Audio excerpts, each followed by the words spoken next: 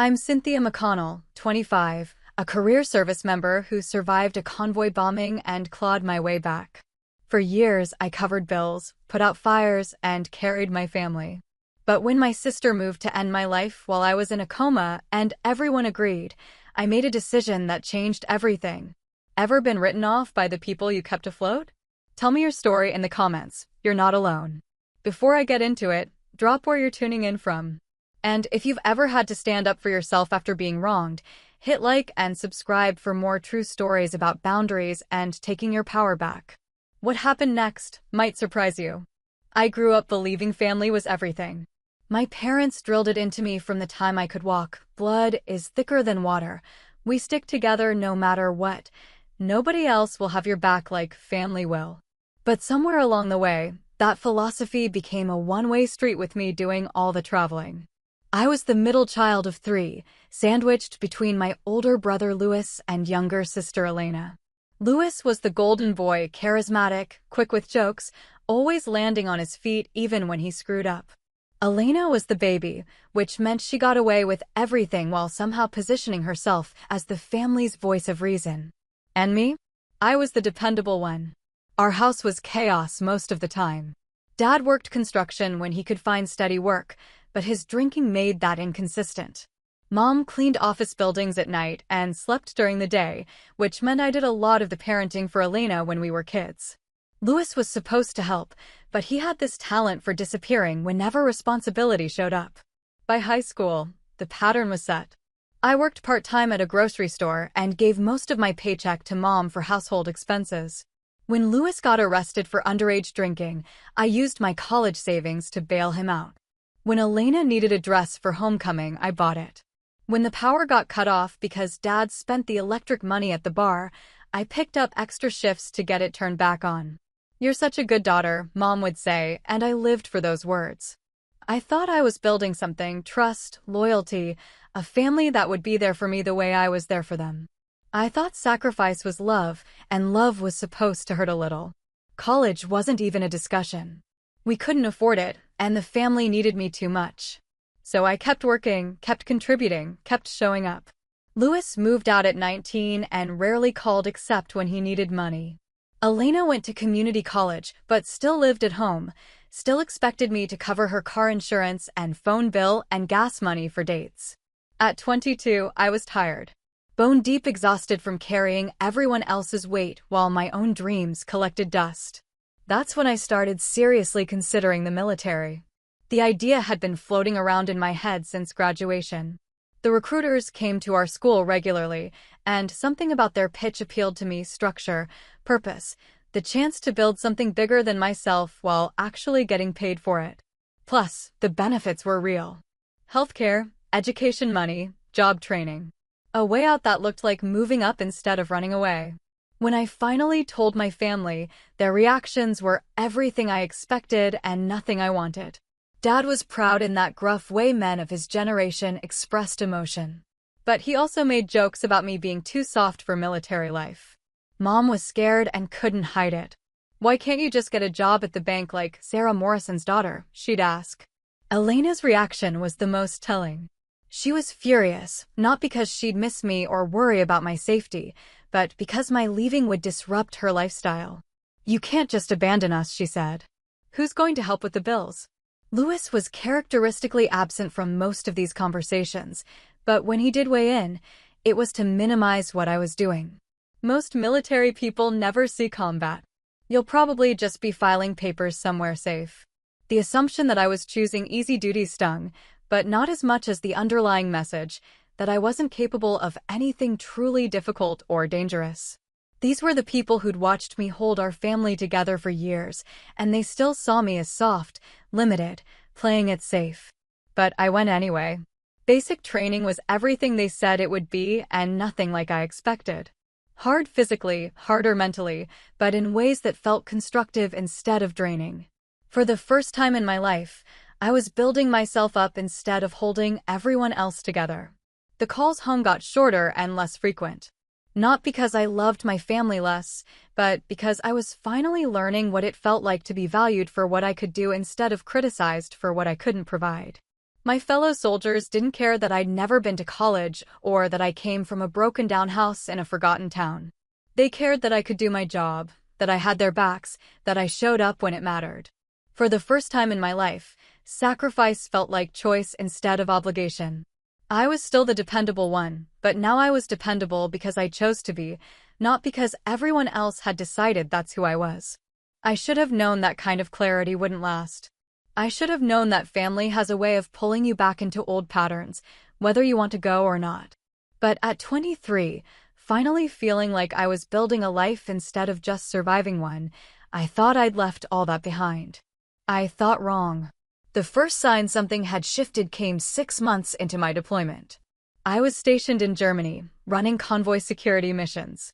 Elena started calling more frequently, always with updates about family drama that somehow required my immediate attention. Dad's drinking had gotten worse. Mom was working extra shifts to make ends meet. Louis had lost another job. Always something that needed fixing, and always the subtle implication that I should be doing something about it from 4,000 miles away.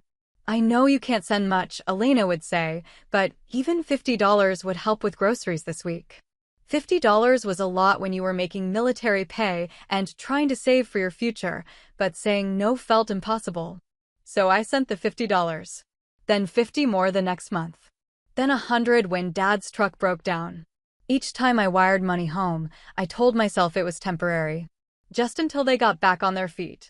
But the requests kept coming, and they were getting more demanding. Elena stopped asking and started telling me what they needed. The rent's due Tuesday, and we're short 200, she'd say. Not, could you help with rent? But we need 200 by Tuesday. The tone of our conversations was changing too. Less gratitude, more expectation. When I couldn't send money 1 month because I was saving for leave tickets to come home, Elena was genuinely angry. You're making more money than you ever did at the grocery store. What are you even spending it on over there? What I was spending it on was building a life. College courses through the military education program. A car that wouldn't break down every 6 months. An emergency fund so I'd never have to call someone at midnight begging for help the way my family called me. Louis called once, and only because Elena made him. His approach was different, more manipulative, more calculated. He didn't ask for money directly. Instead, he painted pictures of how hard things were, how much everyone was struggling, how guilty he felt that he couldn't contribute more. I wish I could be the one helping them, he said. But you know how it is. I'm barely keeping my own head above water. The implication was clear. Since he couldn't help, I needed to help more. Since he was struggling, I should struggle less. And Elena was the worst. She developed this way of talking about my service that managed to be dismissive and possessive at the same time. Must be nice to have the government paying for everything, she'd say when I mentioned buying new boots. But when she needed money, suddenly my military benefits were our resources. But the worst part wasn't the money or even the manipulation. The worst part was how they talked about what I was doing. Elena had started referring to herself as the responsible one in family conversations, the one who stayed home to take care of Mom and Dad while I was off playing soldier. She'd rewritten the narrative completely, instead of me being the daughter who'd supported everyone for years before finally pursuing her own goals. I was now the selfish one who'd abandoned her responsibilities. Elena's really stepped up since you left, Mom told me during one call. Elena had been such a help that she was still living at home rent-free, still not contributing to household expenses, still expecting me to subsidize her lifestyle from overseas. But somehow, in the family mythology, she was the responsible one and I was the runaway. Louis played into this narrative too. He'd make comments about how some people get to start over while others are stuck dealing with the mess. Never mind that he'd been absent for most of their struggles. In the new version of our family story, my years of sacrifice had been erased and his intermittent presence had been elevated to martyrdom. I felt it happening but couldn't seem to stop it. Every conversation left me more frustrated, more resentful, more aware that something fundamental had shifted in how they saw me. I wasn't their daughter or their sister anymore. I was their safety net, their backup plan, their get-out-of-jail-free card. I started avoiding their calls. Not refusing to answer, just being busy when they came through. Training exercises, duty shifts, study groups for my college classes. I told myself I was just prioritizing my responsibilities, but the truth was I was tired of being treated like an ATM with a guilt complex. That's when Elena started calling my commanding officer. "Family emergency," she told him. "My sister needs to call home immediately." There was no emergency. Dad hadn't had a heart attack, Mom wasn't in the hospital, the house wasn't burning down. Elena just wanted to complain that I wasn't answering her calls fast enough, and she decided the best way to get my attention was to drag my military chain of command into our family drama. I was humiliated, furious, and for the first time, genuinely afraid that my family's dysfunction might start affecting my career. That night, I called Elena back. "Don't ever contact my command again," I said. "Maybe if you actually answered your phone," she shot back. "I wouldn't have to." That's when I realized we'd crossed a line we couldn't uncross. They weren't just asking for help anymore. They were demanding access, control, compliance. They were treating my military service not as my career, but as their inconvenience. And they were willing to jeopardize my professional standing to get their way. So I kept answering the calls, kept sending the money, kept making excuses for their behavior while making myself smaller and smaller to accommodate their needs. I told myself things would get better once I came home on leave. But deep down, I was starting to understand that the problem wasn't distance or miscommunication or temporary stress. The problem was that my family had never learned to see me as a person instead of a resource.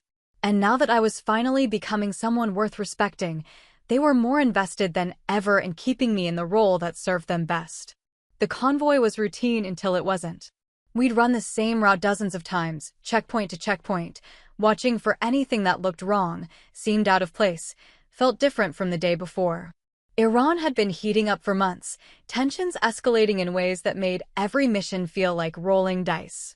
But routine has a way of making you forget how quickly everything can change. I was in the second vehicle, manning the radio, when the first truck hit the IED. The explosion was so loud it didn't register as sound, just a physical force that slammed through my chest and left my ears ringing in a silence that felt like drowning. Then came the secondary blast, closer this time, and our Humvee lifted off the ground like a toy. The next few seconds exist in my memory as fragments. The smell of burning metal and something else, something organic and terrible that I later realized was human. The taste of blood in my mouth. The weight of something pinning my legs. Sergeant Martinez calling for a medic, his voice getting fainter each time he said it. Then nothing. I learned later that I'd been unconscious for 6 hours before the medevac team could extract me. Shrapnel had torn through my abdomen and right leg. I'd lost enough blood to make the flight surgeon wonder if I'd make it to Germany alive. But the real damage was to my head, traumatic brain injury from the blast concussion, brain swelling that had the neurosurgeons talking about permanent damage, about best-case scenarios that sounded like worst nightmares. I don't remember Germany. 3 weeks of intensive care, multiple surgeries, breathing machines and feeding tubes and brain monitors that beeped constantly while my family made decisions about my future from 4,000 miles away. Elena was the one who initiated it. While I was fighting for basic brain function, she was researching living wills and advanced directives. While doctors were cautiously optimistic about my recovery, she was consulting with lawyers about medical power of attorney. She'd convinced herself and my parents that I was going to be a vegetable, that keeping me alive was prolonging suffering instead of preserving hope. She wouldn't want to live like this, Elena told the hospital social worker during one of their phone conferences. She's always been so independent, so strong. If she knew what she looked like now, if she understood that she might never be the same, she'd want us to let her go. The manipulation was breathtaking in its presumption. Elena, who'd never asked what I actually wanted from life, who'd spent the last 2 years treating me like a walking ATM, was suddenly the expert on what would make my life worth living. Elena, who'd resented my independence and strength when it didn't serve her purposes, was now using those same qualities to justify ending my life. Mom and Dad went along with it because they always went along with whatever Elena said. She'd positioned herself as the family's decision-maker in my absence, and they'd gotten used to letting her handle the complicated stuff. Louis was characteristically absent from most of the discussions, but when pressed for an opinion, he sided with Elena. "She's probably right," he told Mom. "This isn't what our sister would want." What I would want, apparently, was to die rather than face a difficult recovery. What I would want was for them to give up on me the moment my situation became inconvenient. What I would want was to spare them the trouble of supporting me the way I'd supported them for years. The paperwork Elena filed was thorough and legally sound.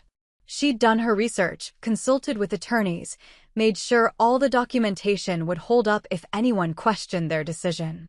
She'd approached my potential death with the same methodical efficiency she brought to everything else, except this time, her efficiency was aimed at ending my life instead of improving it.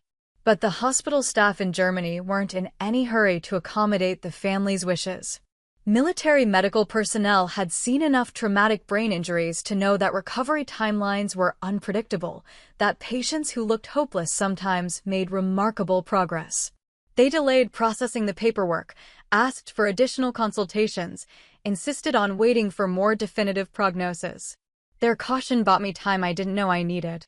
While Elena was making funeral arrangements and dividing up my military benefits, I was slowly swimming back to consciousness. The first sensation was pain, a deep, throbbing ache that seemed to encompass my entire body. Then came awareness. Bright lights, unfamiliar sounds, the antiseptic smell of hospital air. The nurse who was checking my vitals when I first opened my eyes burst into tears. "Welcome back," she said. "We weren't sure you were going to make it." But I had made it. The brain swelling had reduced without surgical intervention. My reflexes were intact, my speech was slurred but comprehensible, my memory was spotty but improving. I wasn't going to be a vegetable. I wasn't going to need round-the-clock care for the rest of my life. I was going to recover, slowly and painfully, but completely enough to live independently again. The full scope of what my family had tried to do didn't hit me immediately. In those first few days of consciousness, I was too focused on basic functions, staying awake for more than an hour at a time, keeping food down, remembering where I was and why I hurt so much. The nurses and doctors were cautiously celebratory, talking about rehabilitation timelines and discharge planning. It was Dr. Patterson, the neurosurgeon, who finally told me about the advanced directive paperwork. He approached it carefully, watching my face for signs that the information was too much too soon. "Your family was very concerned about your quality of life," he said. "They filed some paperwork with the hospital administration about end-of-life care. But obviously, given your recovery progress, that's no longer relevant." I asked him to explain what kind of paperwork, what kind of end-of-life care. He was reluctant at first, but I pressed him. I needed to understand what had almost happened while I was unconscious. The details came out slowly, professionally, with the careful neutrality medical personnel use when they're delivering information that might be devastating. Elena had filed to have my life support discontinued. She'd argued that I would never recover meaningful brain function, that continuing treatment was prolonging suffering instead of preserving life. She'd gotten legal documentation stating that the family was in agreement about discontinuing aggressive medical intervention. They'd been 3 days away from pulling the plug when I woke up. 3 days. If the hospital staff had been less cautious, if Elena had been more persuasive, if the paperwork had been processed more quickly, I would have died not from my injuries, but from my family's impatience with my recovery timeline. I lay in that hospital bed staring at the ceiling for hours after Dr. Patterson left. Not crying, not raging, just processing the magnitude of what had almost happened. The people I'd spent my entire adult life supporting, the family I'd sacrificed my own goals to protect, had been ready to end my life rather than deal with the inconvenience of my recovery. Elena called that evening, right on schedule. Her voice was bright with artificial cheer, full of relief and gratitude that I was finally awake. "We were so scared," she said. "We didn't know if you were going to make it. We've been praying for you every single day."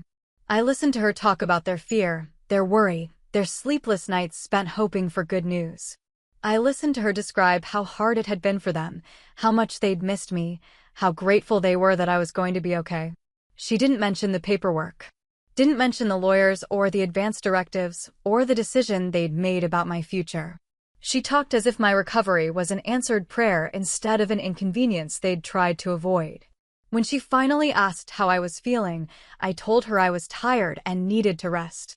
I hung up before she could ask when I might be coming home, before she could start planning how my recovery would fit into their lives, before she could begin the process of rewriting this story into something that made them look like devoted family members instead of people who'd tried to kill me. That night, alone in a hospital room in Germany, I understood with perfect clarity that everything had changed. Not just my body, not just my career prospects, not just my timeline for recovery. Everything. The fundamental assumption that had governed my entire adult life, that family meant people who would be there for you when everything else fell apart, had been shattered as completely as the bones in my right leg. They'd tried to pull the plug. While I was fighting for my life, they'd been planning my death. And now they were going to pretend it never happened, pretend they'd been supportive and loving and devoted throughout the entire ordeal. But I knew better now. I knew exactly what I meant to them, exactly how much my life was worth when weighed against their comfort and convenience. And that knowledge, bitter as it was, clarified everything. I was alive despite them, not because of them. And I was going to make damn sure they never got that kind of power over me again. Recovery was a different kind of war. Physical therapy 3 times a day, working muscles that had forgotten how to function properly. Speech therapy to smooth out the slurred words that made me sound drunk when I was stone sober. Cognitive therapy to rebuild neural pathways that had been scrambled by the blast. Everything hurt, everything was frustrating, and everything took 10 times longer than it should have. But for the first time in my life, I was fighting for myself instead of for someone else. Every small victory, walking 10 feet without assistance, remembering a conversation from the day before, speaking a complete sentence without stumbling over the words, belonged to me. Nobody could take credit for my progress, and nobody could diminish it by comparing it to what they thought I should be achieving. The medical staff at Walter Reed, where I'd been transferred for long-term rehabilitation, treated me like a person instead of a problem. They celebrated my milestones, pushed me when I needed pushing, backed off when I needed space. They didn't have expectations about who I should be or what I should prioritize. They just wanted me to get better. Captain Williams, my primary physician, was the first person to ask what I wanted from my recovery. Not what my family expected, not what the military needed, but what I personally hoped to achieve. I want to go back to active duty, I told him. I want to finish what I started. He didn't tell me I was being unrealistic or that I should consider other options. He laid out the benchmarks I'd need to hit, the timeline we were working with, the challenges I'd face. It was honest without being discouraging, realistic without being limiting. We'll get you there, he said. And I believed him. My family called regularly during those first few weeks of rehabilitation. Mom's conversations were all worried questions about pain levels and prognosis and whether the doctors were taking good care of me. Dad asked about the food and whether I needed anything from home, practical stuff that didn't require him to acknowledge the emotional complexity of what had happened. Louis called twice, both conversations awkward and brief, full of long pauses where neither of us knew what to say. But Elena called every other day like clockwork, her voice bright with forced cheer, full of updates about home that I didn't ask for and news about people I didn't care about. She never mentioned the paperwork she'd filed, never acknowledged what she'd tried to do while I was unconscious. She talked as if she'd been my biggest supporter throughout the entire ordeal, as if her dedication and love had been unwavering. I've been telling everyone how proud I am of you, she said during one call. How strong you are, how you're going to come back from this better than ever. The manipulation was stunning in its audacity. She was rewriting history in real time, casting herself as the supportive sister instead of the person who'd tried to end my life. And she was doing it with such conviction that I almost wondered if she'd convinced herself that the advance directive had never happened, that her version of events was somehow the true one. I started keeping notes after those conversations.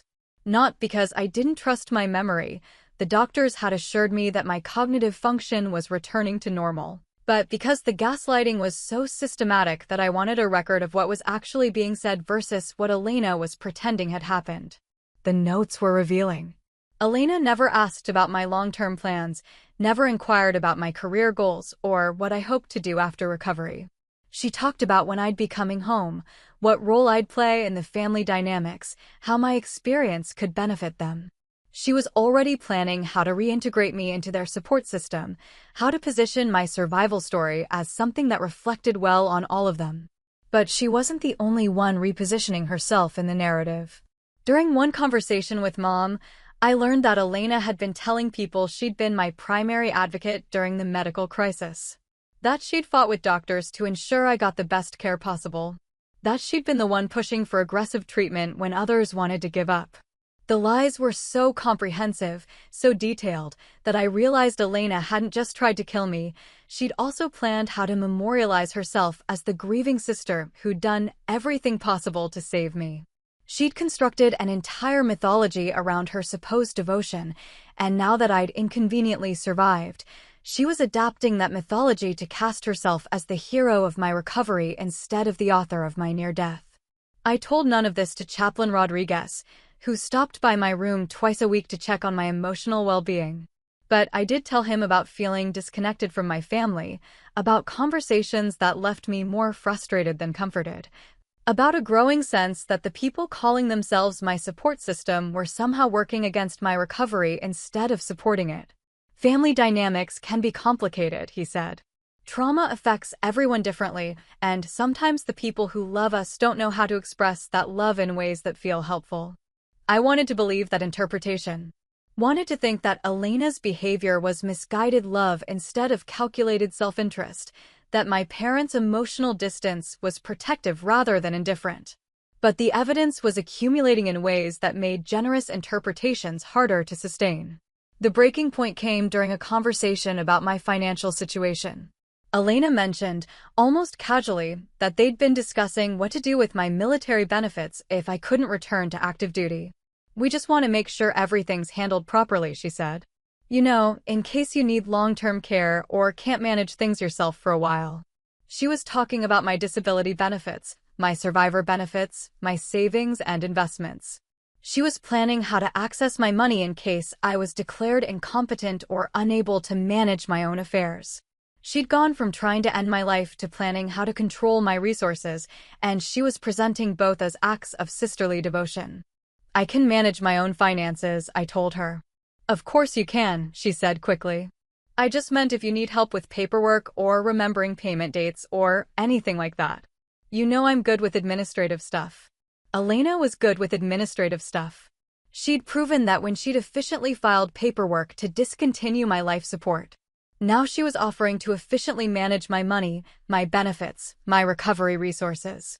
She was positioning herself as indispensable to my future the same way she'd positioned herself as the responsible decision-maker during my crisis. That night, I called the legal assistance office on base and asked about changing my beneficiaries, updating my power of attorney documents, ensuring that my medical decisions would be made by medical professionals instead of family members if I was ever incapacitated again. The paralegal who helped me was professional and thorough, and she didn't ask why I was removing my next of kin from positions of authority over my life. But I could see the question in her eyes, the same question I'd been avoiding for weeks. What kind of family requires you to protect yourself from them? The kind of family that tries to kill you, apparently. The kind of family that sees your survival as their inconvenience, your recovery as their opportunity, your independence as their threat. The kind of family that loves you conditionally, strategically, only as long as you remain useful to their purposes. I'd spent my entire adult life believing that family obligation was sacred, that loyalty to blood relatives was more important than loyalty to myself. But lying in that hospital bed, watching Elena orchestrate a narrative that painted her as my savior instead of my would-be executioner, I realized that blind family loyalty wasn't virtue, it was stupidity. Some people earn your loyalty through their actions. Others demand it through manipulation and guilt. And some people, if you let them, will kill you while calling it love. I wasn't going to let them kill me. Not medically, not financially, not emotionally. Whatever it took to protect myself from their version of family devotion, I was going to do it. They'd made their choice when they filed that paperwork. Now I was going to make mine. The first decision was easy. No more money. No more emergency loans, no more helping with rent or car payments or utility bills. They'd been willing to end my life to avoid dealing with my medical expenses. They could damn well figure out their own financial problems without my help. The second decision was harder, but just as necessary. No more access. No more detailed updates about my recovery timeline. No more information about my long-term plans. No more emotional labor spent managing their feelings about my trauma. They'd forfeited the right to be involved in my life when they'd tried to end it. The third decision was the hardest of all, but also the most important. No more pretending that what they'd done was acceptable, forgivable, or motivated by love. Elena had tried to kill me. Mom and Dad had agreed to let her do it. Louis had supported their decision through his silence and absence. Those were facts, not interpretations. And facts didn't care about family loyalty, didn't soften in the face of apologies or explanations or promises to do better next time. There wasn't going to be a next time. I was going to make sure of that. The conversation I'd been dreading came 3 months into my rehabilitation. Elena called with her usual artificial cheerfulness, but there was something different in her voice, a tightness that suggested she'd finally realized I wasn't responding to their outreach the way I used to. "You sound distant lately," she said. "Is everything okay? Are the doctors taking good care of you?" "Everything's fine," I replied. "I'm focused on my recovery." "That's good. That's really good. But you know, we're family. You don't have to go through this alone. We want to help however we can." The word help hung in the air between us like a challenge. I thought about the paperwork she'd filed, the lawyers she'd consulted, the decision she'd made about whether my life was worth preserving. That was Elena's version of help. "I appreciate that," I said. "But I'm managing fine on my own." There was a long pause. Then, "Mom's been worried about money. You know how she gets anxious about bills. And with Dad's hours being cut at work." Here it was. The real reason for the call. Not concern about my recovery, not emotional support during a difficult time, but another request for financial assistance. Elena was testing whether my injury had made me more generous or more dependent, whether trauma had reset me back to my old patterns of automatic compliance with family demands. "That sounds difficult," I said. Another pause, longer this time. Elena was clearly expecting me to offer help, to ask how much they needed, to fall back into my old role as the family's financial safety net. When I didn't, her tone shifted slightly. "It is difficult. Really difficult. The rent's going up next month, and Louis lost his job again, so he can't contribute anything right now. We were hoping. We thought maybe you could help us out. Just until things get better. Just until things get better." I'd heard that phrase for years, and things had never gotten better. They'd gotten more expensive, more complicated, more demanding, but never better. Because better would have required them to take responsibility for their own lives instead of expecting me to subsidize their poor decisions indefinitely. "I can't help with money right now," I said. "I'm dealing with medical expenses and uncertain income while I'm in rehabilitation." "But you're still getting military pay, right? And you don't have rent or food costs while you're in the hospital." Elena had done her research. She knew exactly what my financial situation looked like, knew that I was still receiving basic pay plus medical benefits. She'd calculated that my expenses were lower than usual and determined that I should have money available for their crisis du jour.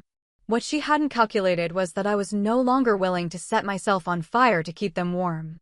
"My financial situation isn't something I can discuss right now," I said. "I need to focus on my recovery." "But we're your family," Elena said, and for the first time, there was real frustration in her voice. "We've always been there for you. Don't you think you owe us something after everything we've done? Everything they'd done. Like trying to kill me while I was unconscious. Like planning how to divide up my benefits if they'd succeeded. Like rewriting history to make themselves the heroes of my survival story." "I don't think I owe you anything," I said. The silence that followed was different from the earlier pauses. This wasn't Elena processing unexpected information or recalibrating her approach. This was shock, genuine and complete, at hearing me say something she'd never imagined I would say. "What's wrong with you?" she finally asked. "This isn't like you at all." She was right. The old me would have sent the money without being asked, would have anticipated their needs and transferred funds before they had to request help. The old me would have apologized for not being more available, would have promised to do better, would have taken responsibility for their problems as if they were my own. But the old me had nearly died because the people she'd spent her life protecting had decided she wasn't worth protecting back. The old me had trusted family loyalty to be reciprocal, had believed that sacrifice was the same as love, had confused being needed with being valued. "You're right," I said. "This isn't like me at all." "Look, I know you've been through a lot," Elena said, her voice shifting to the patronizing tone she used when she wanted to position herself as the reasonable one. "Trauma can affect people in weird ways. Maybe you should talk to someone about these feelings you're having." These feelings I was having. As if clarity was a symptom, as if self-preservation was a disorder that needed treatment. Elena was pathologizing my refusal to subsidize their lifestyle, turning my newfound boundaries into evidence of mental instability. "I am talking to someone," I said. "My therapist thinks I'm making excellent progress." That was true. Dr. Kim, the psychiatrist assigned to my case, had been impressed by my emotional resilience and my clear thinking about future goals. She noted that trauma victims often struggled with boundary setting and self-advocacy, but that I seemed to be developing both skills rapidly. What I hadn't told Dr. Kim was why those skills were developing so rapidly. I hadn't mentioned the advance directive paperwork or Elena's attempts to rewrite history or the family's assumption that my survival was somehow their windfall. I'd talked about feeling disconnected from my support system, about recognizing unhealthy patterns in my relationships, about learning to prioritize my own needs for the first time. Dr. Kim thought these were signs of healthy recovery. Elena apparently thought they were signs of brain damage. "Well, maybe your therapist doesn't understand how important family is," Elena said. "Maybe you need to talk to someone who gets it, who understands that we're the ones who'll be there for you no matter what. There for me no matter what." Like they'd been there when they'd tried to discontinue my life support. Like they'd been there when they'd planned my funeral while I was still breathing. Elena's version of being there looked a lot like abandonment, but she was selling it as devotion. "I think we should take a break from these conversations," I said. "A break?" Elena's voice pitched higher, genuinely panicked now. "What do you mean, a break?" "I mean I need space to focus on my recovery without managing everyone else's problems. I need time to figure out my own life before I can worry about yours." "But what about Mom and Dad? What about the bills? What about everything we've been dealing with while you've been gone?" Everything they'd been dealing with while I'd been unconscious, fighting for my life, learning to walk again, rebuilding my cognitive function from the ground up. Elena was acting as if my medical crisis had been an inconvenience to them, as if my recovery was somehow preventing them from solving problems they'd had long before I was injured.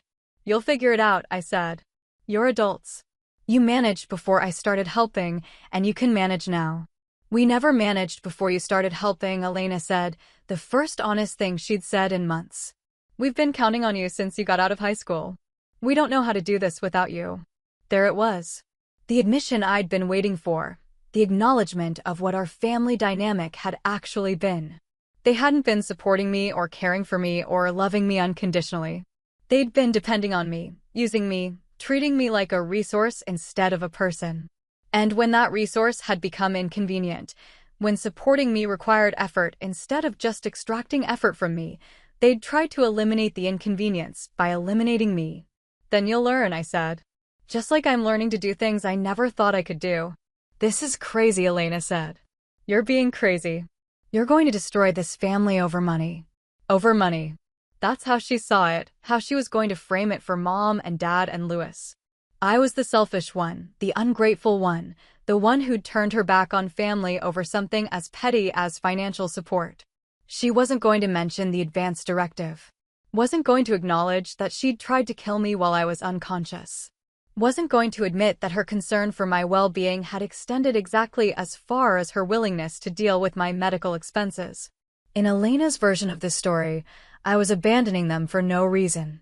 I was being irrational, selfish, damaged by trauma in ways that made me incapable of recognizing how much they loved me. "I'm not destroying anything," I said.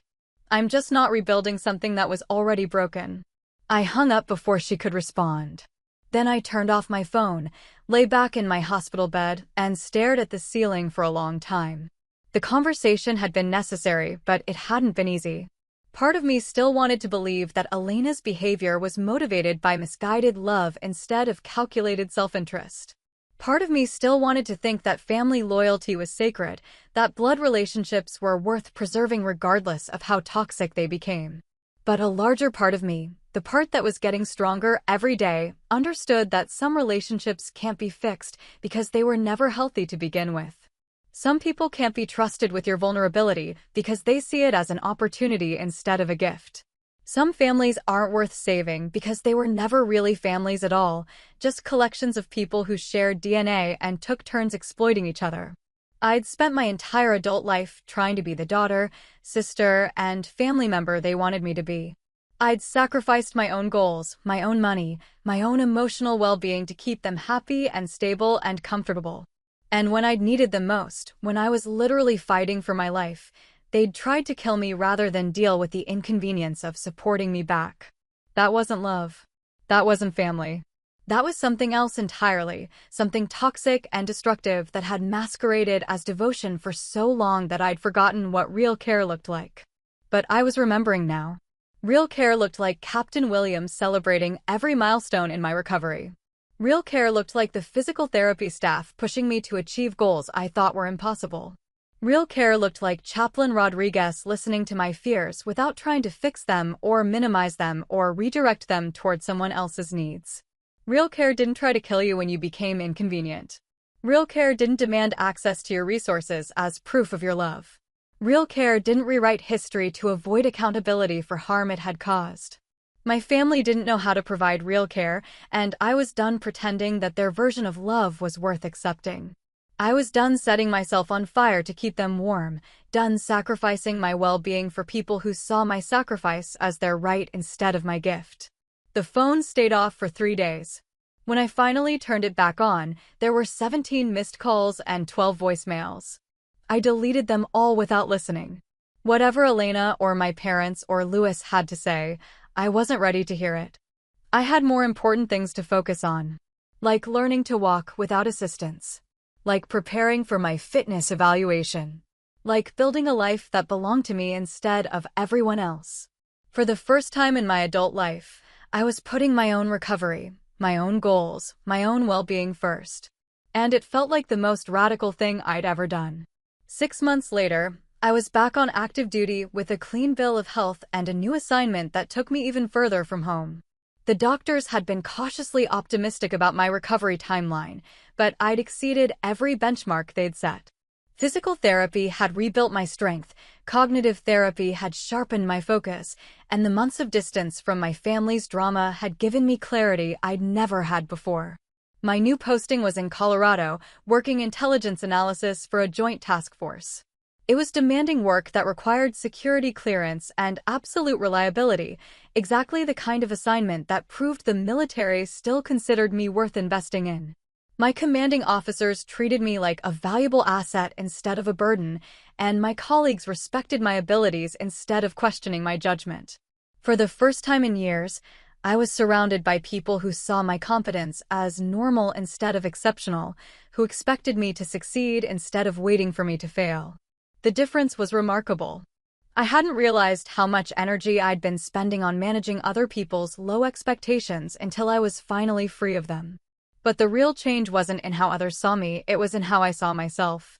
I'd stopped being the person who automatically said yes to every request, who took responsibility for problems I hadn't created, who confused being needed with being valued. I'd learned to recognize manipulation disguised as love, to distinguish between family loyalty and family exploitation. Most importantly, I'd learned that some people would try to kill you while calling it care, and that protecting yourself from those people wasn't selfish, it was survival. My family hadn't given up trying to reestablish contact, but their attempts were becoming more desperate and less frequent. The voicemails I deleted without listening had evolved from guilt-tripping to bargaining to outright pleading. Elena had tried calling my base commander, but military personnel were trained not to get involved in family disputes unless there was a genuine emergency. Financial problems didn't qualify. Louis had sent a letter, the first communication I'd received from him in over a year, explaining that things were getting really bad at home and that maybe it was time for us to put the past behind us and focus on what's important. What was important, according to Lewis, was that Mom and Dad were struggling and needed help, and as their children, we had a responsibility to take care of them. It was a masterpiece of manipulation. Lewis positioned himself as the peacemaker, the reasonable one who was willing to overlook whatever had caused our misunderstanding. He acknowledged that I might have legitimate grievances, but suggested that family obligation should take precedence over personal feelings. He made it sound like helping with their expenses was a moral duty rather than an optional choice. But what Lewis didn't mention in his letter was the advance directive paperwork. He didn't acknowledge that they'd tried to kill me while I was unconscious. He didn't admit that their current financial crisis was the direct result of losing access to my income rather than any external hardship. In Lewis's version of events, we were just family members who drifted apart and now needed to come together to help our aging parents. It was a completely sanitized narrative that erased the central fact of our relationship. They'd tried to end my life when supporting it became inconvenient. I didn't respond to the letter. There was nothing to say that wouldn't require me to pretend that what had happened was forgivable, or that family obligation trumped self-preservation, or that I owed them something more valuable than what they'd tried to take from me. But the letters weren't the only sign that their situation was deteriorating. Through mutual acquaintances, people from high school who still lived in our hometown, I heard updates about how my family was managing without my financial support. The picture that emerged wasn't pretty, but it was instructive. Dad had been fired from his construction job for showing up drunk too many times.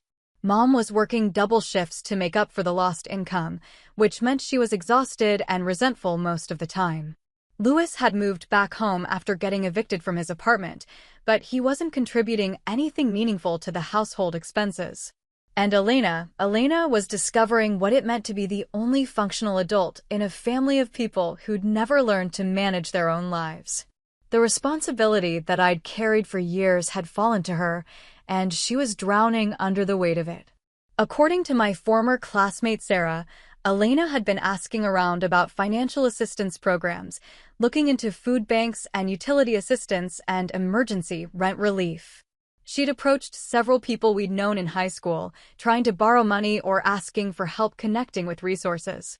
She was experiencing firsthand what it felt like to be responsible for everyone else's problems, and apparently, she didn't like it any more than I had. The difference was that Elena had chosen to take on that responsibility by removing me from the family equation. She'd calculated that managing their dependence would be easier than sharing it, that being in control was worth the extra workload. She'd been wrong on both counts.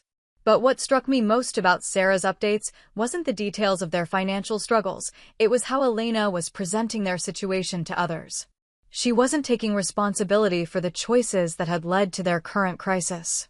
Instead, she was painting me as the selfish daughter who'd abandoned her family in their time of need. She got hurt overseas and just changed completely, Elena had told Sarah. We don't know what happened to her over there, but she's not the same person. She won't even talk to us anymore. Elena was positioning my survival as my transformation, my recovery as my deterioration. In her narrative, the person who'd been willing to support them indefinitely was the real me, and the person who'd established boundaries was a damaged version created by trauma. It was a brilliant revision of history, one that made them the victims of my injury rather than the beneficiaries of my recovery. It painted my newfound self-preservation as a symptom of mental instability rather than evidence of psychological growth. And it completely erased the central fact that they'd tried to kill me while I was unconscious. But the revision only worked if I wasn't there to contradict it.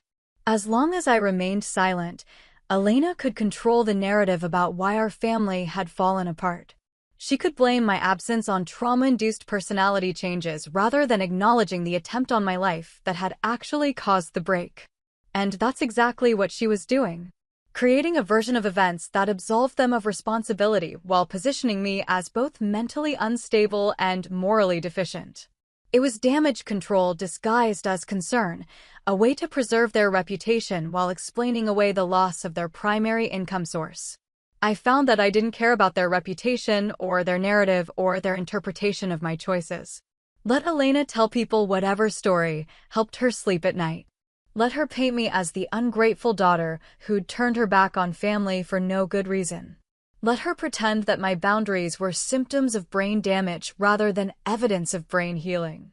The truth didn't need my defense, and their lies couldn't hurt me anymore.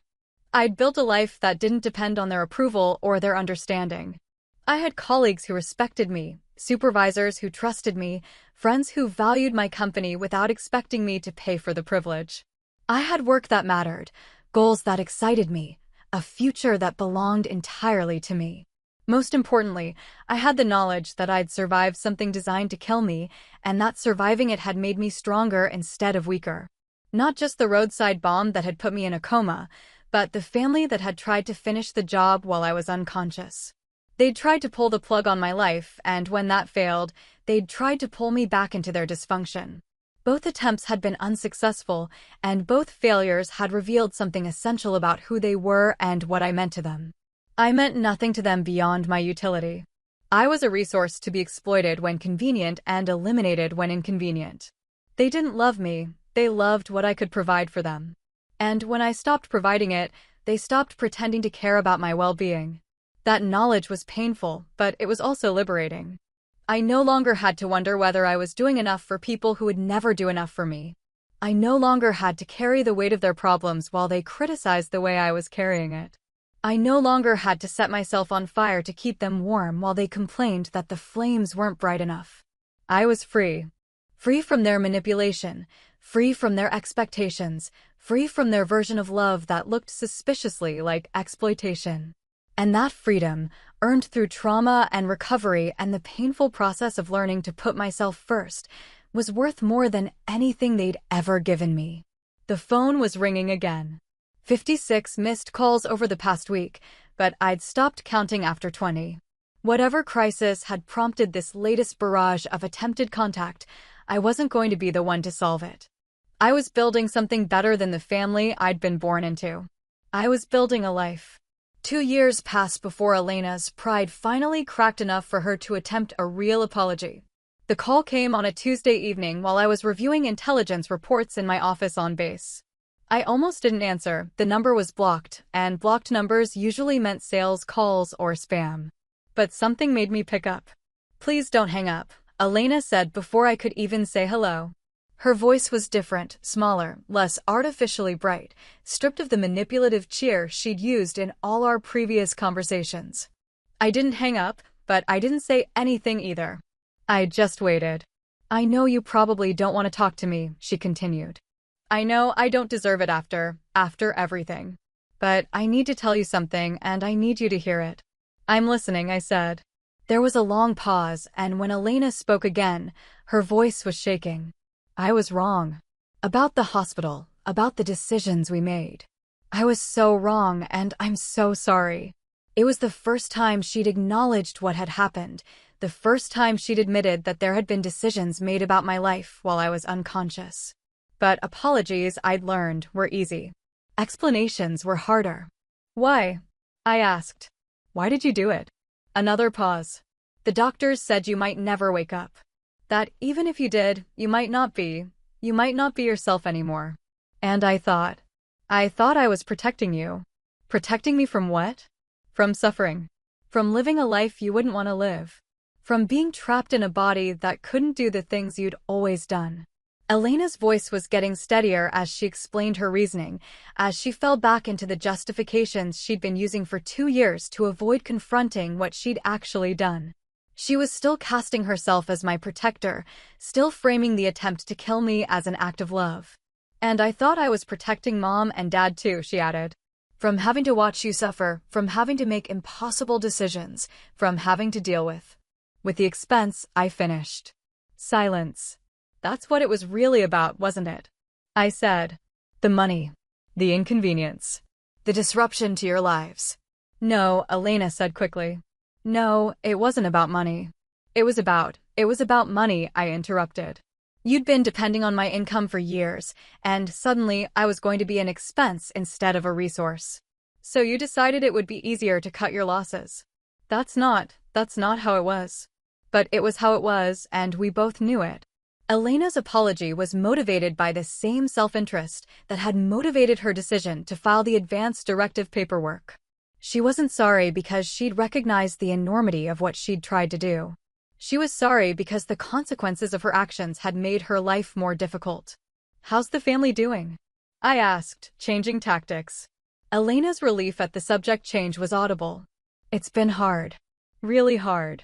Dad's been in and out of rehab, but he keeps relapsing. Mom's working herself to death trying to keep up with everything. Louis is Louis.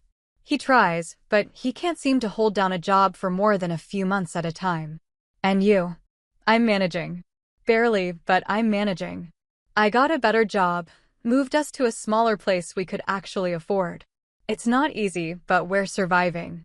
Elena was proud of herself for managing the crisis she'd created when she'd removed me from their support system. She was learning what I'd known for years, that taking care of everyone else was exhausting, thankless work that left no time or energy for your own goals. But unlike me, she hadn't had a choice about taking it on. She'd inherited the responsibility by default when she'd eliminated the person who'd been carrying it. "I keep thinking about what you said," Elena continued. "About us figuring it out, about learning to do things we never thought we could do. You were right. We did figure it out. But it cost us everything. Everything. As if their financial struggles were equivalent to what they'd tried to take from me. As if learning to be responsible for their own lives was somehow comparable to nearly dying and then having to rebuild everything from scratch while protecting yourself from the people who'd tried to kill you." "What do you want, Elena?" I asked. "I want." She paused, and when she spoke again, her voice was barely a whisper. "I want to know if there's any way we can fix this.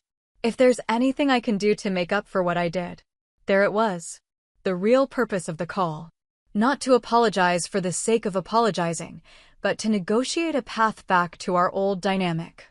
Elena had learned that being responsible for everyone else was hard work, and she wanted to share that burden again.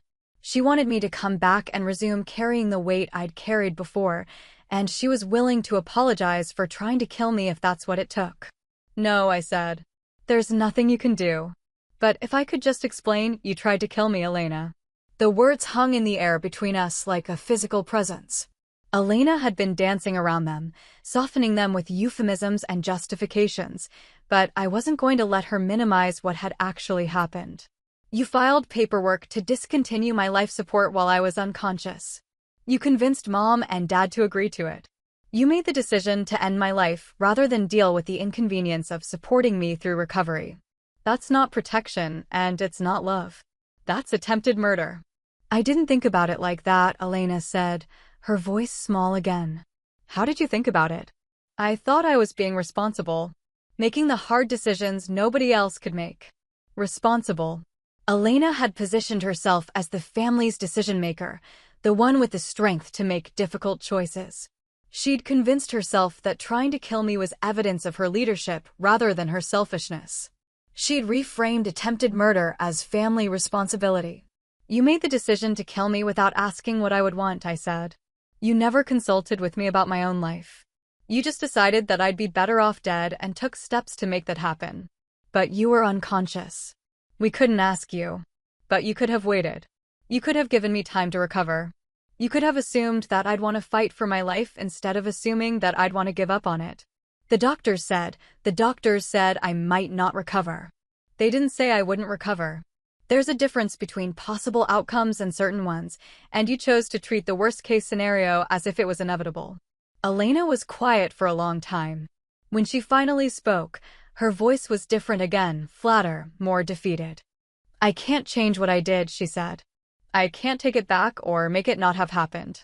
But I can tell you that I regret it every single day and that I'd do anything to earn your forgiveness." Forgiveness. The word that family members always reached for when they'd done something unforgivable. The magic eraser that was supposed to restore relationships to their previous state regardless of how much damage had been done. But forgiveness wasn't something you could earn or deserve or negotiate your way into. It was something you could receive, If the person you'd hurt was willing to give it, but it wasn't something you could demand or expect or manipulate someone into providing. And even if I forgave Elena for trying to kill me, which I wasn't sure I ever could, forgiveness wouldn't change the fundamental truth about who she was and what she was capable of doing when my existence became inconvenient to her. People who try to kill you once will try to kill you again. Maybe not medically, maybe not legally, but in all the small ways that people destroy each other when they can't control them anymore. Elena had shown me exactly how much my life was worth to her, and that knowledge couldn't be unknown. I don't forgive you, I said. And I don't want a relationship with you or anyone else in the family. What you did showed me who you really are, and I'm not interested in pretending it didn't happen or that it doesn't matter. So that's it? Elena asked. You're just going to cut us off forever? No matter what we do, or how sorry we are, or how much we need you. Need me. Even in her apology, Elena was focused on what I could provide rather than what she had taken. She was sorry about the consequences of her actions, not the actions themselves. She regretted losing access to my support, not attempting to end my life. That's it, I said. I hung up before she could respond, before she could launch into another explanation or justification or plea for reconsideration. I'd heard enough. More than enough. The conversation had been necessary, but it had also been clarifying. Elena's apology had revealed that she still saw me primarily as a resource, that her regret was motivated by self-interest rather than genuine remorse. She was sorry that her attempt to kill me had backfired, not sorry that she'd made the attempt in the first place. That night, I updated my emergency contact information one final time, removing the last traces of my family from my official records. If something happened to me, if I was injured again or killed in action or died in some random accident, they wouldn't be notified. They wouldn't be involved in decisions about my medical care or my funeral arrangements or the distribution of my assets. They'd forfeited those privileges when they'd tried to kill me. And they'd confirmed that they'd make the same choice again if given the opportunity. I was building something better than the family I'd been born into. I was building a life that couldn't be terminated by people who saw my survival as their inconvenience, who mistook their needs for my obligations, who confused love with exploitation. The phone wasn't ringing anymore. 56 missed calls had turned into silence, and silence was exactly what I'd been working toward all along. Not revenge, that would have required me to care about hurting them the way they'd hurt me. Not punishment, that would have required me to invest energy in making sure they suffered consequences for their choices. Just boundaries. Clear, firm, non-negotiable boundaries that protected my life from people who'd proven they couldn't be trusted with it. I stared at the phone for a long time, remembering all the calls I'd answered over the years, all the crises I'd solved, all the money I'd sent, all the sacrifices I'd made for people who'd been willing to sacrifice me the moment supporting me became inconvenient. Then I turned the phone face down and got back to work. I had intelligence reports to review, a career to build, a life to live. A life that belonged to me instead of everyone else, a life that couldn't be ended by family vote, a life that was worth protecting from the people who'd tried to destroy it. The power was mine now. All of it. And I intended to keep it that way. That's how I learned the hard truth. Sometimes the people you sacrifice everything for will try to take everything from you. I chose to protect myself, and I don't regret it. Have you ever had family or people close to you cross a line you couldn't forgive? Did you cut them off or try to rebuild? Drop your experience in the comments. I'd love to hear how you handled it. And if you want more true stories about setting boundaries, self-worth, and survival, make sure to like this video and subscribe so you don't miss the next one.